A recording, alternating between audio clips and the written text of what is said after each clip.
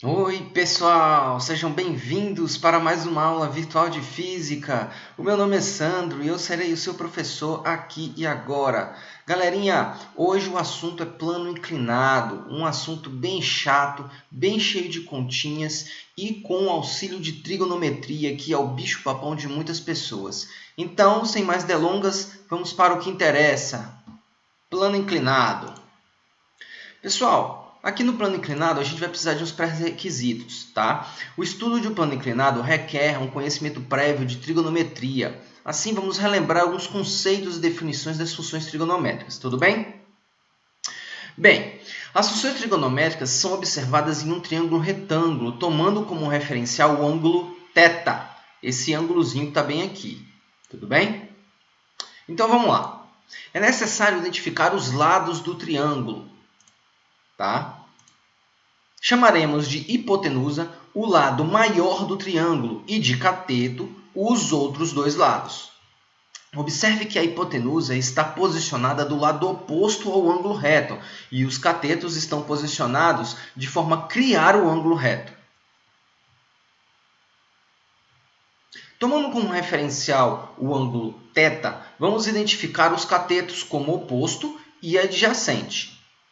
O cateto oposto é o cateto que está de frente ao ângulo θ.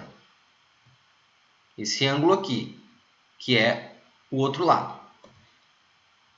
O cateto adjacente é o cateto que está junto do ângulo θ, que é esse cateto aqui. Tranquilo? Agora que sabemos identificar os elementos do triângulo retângulo, vamos apresentar as funções seno e cosseno. O seno do ângulo observado, que é o ângulo θ, é definido como a razão entre o cateto oposto e a hipotenusa. Desse jeito. Quando eu digo razão, pessoal, eu estou me referindo a uma divisão, tá? E o cosseno do ângulo observado é definido como a razão entre o cateto adjacente e a hipotenusa, H. Desse jeito. Vamos ver um exemplo mais prático. Olha só, temos um triângulo retângulo porque aqui é o ângulo reto, e aqui o ângulo faz de 37 graus. O enunciado, a figura, deu os valores dos lados desse triângulo, e assim vamos calcular o seno e o cosseno desse ângulo de 37 graus. Por definição, o seno é o cateto oposto dividido pela hipotenusa. O cateto oposto vale 3 centímetros e a hipotenusa vale 5. Então, vai ser 3 dividido por 5, que vai ser 0,6. O cosseno é o cateto adjacente dividido pela hipotenusa. O cateto adjacente vale 4 e a hipotenusa vale 5. Então, vai ficar 4 dividido por 5, que é igual a 0,8. Agora, vamos para o plano inclinado em si. Considerando o plano inclinado, onde o ângulo de inclinação é de θ, e um bloquinho em cima. Pessoal, primeira coisa, o plano que nós vamos observar, o plano cartesiano que nós vamos observar, ele vai ter sofrido uma certa inclinação também, onde o eixo x vai acompanhar a plataforma e o eixo y vai estar perpendicular a essa plataforma. Depois que a gente identificou o plano cartesiano, inclinado da forma como o plano está, a gente vai identificar as forças que estão atuando no corpo. A primeira força que a gente vai observar é a força peso, que vai apontar exatamente apontando para o centro da Terra. Aqui nós vamos decompor essa força peso na direção y e na direção x. Na direção x, a força peso, vou chamar de Px, vai estar apontando para baixo, em cima do eixo x. E o Py vai estar apontando para baixo, em cima do eixo y, da seguinte forma. O ângulo que o peso e o peso na direção y vão formar vai ser igual ao ângulo θ, o mesmo ângulo que está aparecendo aqui na inclinação do plano. Isso sempre vai acontecer. Com isso, eu coloquei as seguintes forças atuando no corpo bem aqui do lado. Observe que, quando eu desloco o PX aqui para baixo, vai aparecer aqui para mim um triângulo retângulo, aonde eu posso identificar o seno e o cosseno. Então, o seno, como definição, a gente tem que é o cateto oposto dividido pela hipotenusa. No triângulo, dá para a gente perceber que o cateto oposto é o PX e a hipotenusa é o P, que é o maior lado do triângulo. Então, a definição de seno fica PX dividido por P. Eu vou pegar o P e vou passar para o outro lado da igualdade, ficando o P vezes o seno é igual ao PX. Eu vou fazer a mesma ideia com o cosseno. O cosseno, por definição, é o cateto adjacente dividido pela hipotenusa, onde o cateto adjacente nesse triângulo que apareceu ali em cima é o PY e a hipotenusa é o P. Então, a definição de cosseno acaba caindo em PY dividido por P. Eu vou fazer a mesma coisa que eu fiz com seno, pegando o P e levando para o outro lado da igualdade, dividindo. Vai ficar P vezes o cosseno igual a PY. Com isso, eu tenho duas fórmulas para calcular o PX e o PY, onde o PX vai estar relacionado com o seno e o PY vai estar relacionado com o cosseno do ângulo observado. Lembrando que o seno e o cosseno vão estar multiplicando pela força peso. Tranquilo? Vamos observar situações mais ideais, onde eu tenho força de atrito. Aqui também eu vou ter uma força de contato da superfície com o bloco, que a gente chama de força normal. E eu vou ter a força de atrito, que a tendência do corpo é ir para baixo, escorregar para baixo, e aí nesse caso vai aparecer uma força de atrito impedindo esse escorregamento. A força normal Fn tem o mesmo valor de Py. Dá para perceber que eles vão estar no mesmo eixo e eles vão se cancelar, porque o bloco não vai se movimentar na direção y. Ficando escrito que Py é igual a Fn, que é a força normal, sendo calculado por peso vezes o cosseno do ângulo. A força Px briga com a força de atrito, que quando o corpo está parado, a gente pode calcular a força de atrito como sendo o peso vezes o seno do ângulo de inclinação do plano, que é o ângulo θ. Pessoal, eu quero colocar um exemplo bem interessante e utilizar uma cena de um seriado norte-americano muito legal chamado The Big Bang Theory. No segundo episódio da primeira temporada, acontece uma situação bem interessante que vai falar sobre o plano inclinado. Eu vou colocar o trecho do seriado para vocês entenderem o que está acontecendo. Muito bem. O apartamento dela fica no quarto andar, mas o elevador está com defeito. Então vai ter que... Você já vai embora? Tá bem, legal, tchau. Vamos levar nós mesmos. Eu acho muito difícil. Por quê? Bom, nós não temos um carrinho ou cinturões ou uma força muscular mensurável nos membros superiores. Nós não precisamos de força, somos físicos. Somos descendentes intelectuais de Arquimedes. Me dê um fulcro e uma alavanca e eu levanto a terra. Eu não consigo, não tenho força. Arquimedes ficaria tão orgulhoso.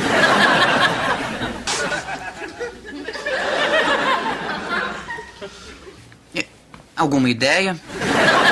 Tenho, mas todas envolvem o Lanterna Verde e um anel de poder. Calma. Calma. Tá. É um plano inclinado, a força necessária para levantar é reduzida pelo ângulo das escadas, que deve ser uns 30 graus, então a força fica mais ou menos pela metade. Exatamente a metade. Exatamente. Vamos empurrar. Muito bem. O que vocês observam na situação? Aqui está a escada a qual o Leonard e o Sheldon vão ter que levar a caixa até o apartamento da Penny. Aqui a gente tem a situação em que mostra as forças atuando na caixa, em que o peso vai estar apontando exatamente para baixo, e eu vou utilizar a escada como se fosse um plano inclinado. Segundo o que o Leonard falou, é um plano inclinado, a força necessária para levantar é reduzida pelo ângulo das escadas, que deve ser uns 30 graus. Então a força fica mais ou menos pela metade. O que eu quero mostrar aqui nessa situação é por que vai ficar pela metade. O desenho do plano inclinado é mostrado dessa seguinte forma. O ângulo entre a força peso e a força PY é exatamente o mesmo ângulo da escada. Então, a força que eles vão ter que fazer para empurrar a caixa pela escada é exatamente igual à força Px, que é o que vai empurrar ela para baixo, ou um pouquinho maior. O desenho das forças estão aí. A força Py, deslocando ela, forma um triângulo retângulo, em que o Px é o peso vezes o seno do ângulo de 30 graus.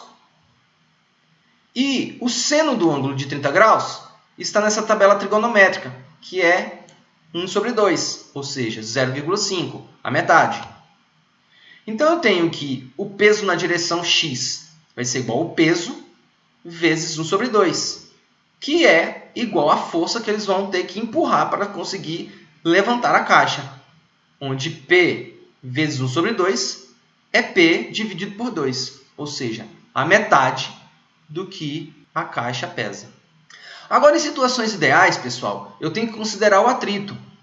Eu tenho a força F empurrando para cima, eu tenho a força Px, que vai empurrar para baixo, e eu vou ter a força de atrito, que vai impedir o movimento para cima.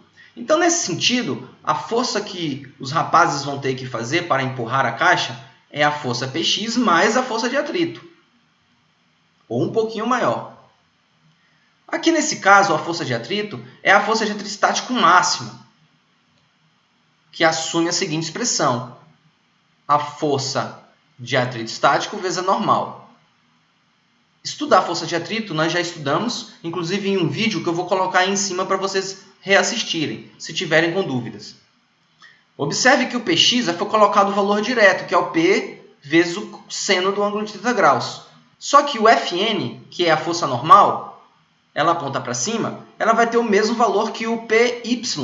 E Py é o peso vezes o cosseno. Então, a expressão da força fica dessa forma. Sabendo que o seno de 30 graus e o cosseno de 30 graus é 1 sobre 2 e raiz de 3 sobre 2, respectivamente, eu vou substituir esses valores da seguinte forma. Observe que o P sobre 2 eu posso colocar em evidência, fazendo com que a expressão da força fique desse jeito. Observe que tem um termo a mais aqui, que vai somar com a força P sobre 2, que vai estar aqui, representado pelo número 1. Então, a força que os rapazes vão ter que fazer para empurrar a caixa, na vida real, é um pouco a mais do que a metade do peso da caixa. Tranquilo? Vamos agora para um outro exemplo, que inclusive essa é a questão 10 daquela lista de força de atrito que eu passei para vocês. Durante as aulas práticas no laboratório de física, um grupo de alunos resolve calcular o coeficiente de atrito entre um bloco de madeira de 2 kg de massa e um plano inclinado de metal. Para tanto, montam o seguinte experimento. Colocaram um bloco entre o plano e, utilizando o transferidor, verificaram que, para um ângulo de 60 graus, o bloco atinge a iminência de movimento. Com base nos dados apresentados, determine o coeficiente de atrito estático entre o bloco e o plano. Considere que o seno de 60 graus é raiz de 3 sobre 2 e o cosseno de 60 graus é meio. E que o módulo da aceleração da gravidade é igual a 10 metros por segundo ao quadrado. Então, vamos lá. As forças que estão atuando no bloco é a força Px, Py, a força de atrito estático máximo, que ele está na iminência de se movimentar. E aqui vai aparecer a força normal. Eu não coloquei a força P, que ela nada mais é do que a união de Px com Py. Ela vai estar bem aqui. E aqui para a gente não vai ser importante, porque o importante para a gente é o Py e o Px. Muito bem. Já que eles estão na iminência de se movimentar, o Px vai ser igual à força de atrito estático máximo. O Px vai ser igual à força de atrito estático máximo. Segundo a expressão que a gente já conhece, Px é o peso vezes o seno. A gente vai precisar do Py também. Por quê? Porque o Py vai assumir o mesmo valor da força normal. ou melhor, o contrário. A força normal vai assumir o mesmo valor de PY. Então, aqui no lugar de PY, eu vou colocar P vezes cosseno. Eu posso cortar as forças peso, que elas vão estar dos dois lados da igualdade. Vai ficar seno é igual o coeficiente de atrito estático vezes o cosseno. Eu vou passar o cosseno para o outro lado dividindo. Vai ficar só o coeficiente de atrito estático de um lado da igualdade, que é o que a gente queria. Porém, o seno dividido por cosseno é a tangente do ângulo θ, que a gente já conhece. Nesse caso, o ângulo θ é 60 graus. A tangente de 60 graus nada mais é, tirando da tabela trigonométrica, a raiz de 3, que é aproximadamente 1,73. Pessoal, por hoje é só. Eu espero que a aula tenha sido bem legal. Eu vou preparar uma listinha de exercícios bem bacana para vocês fazerem só sobre plano inclinado, utilizando força de atrito também em algumas questões. Grande abraço e fiquem em paz!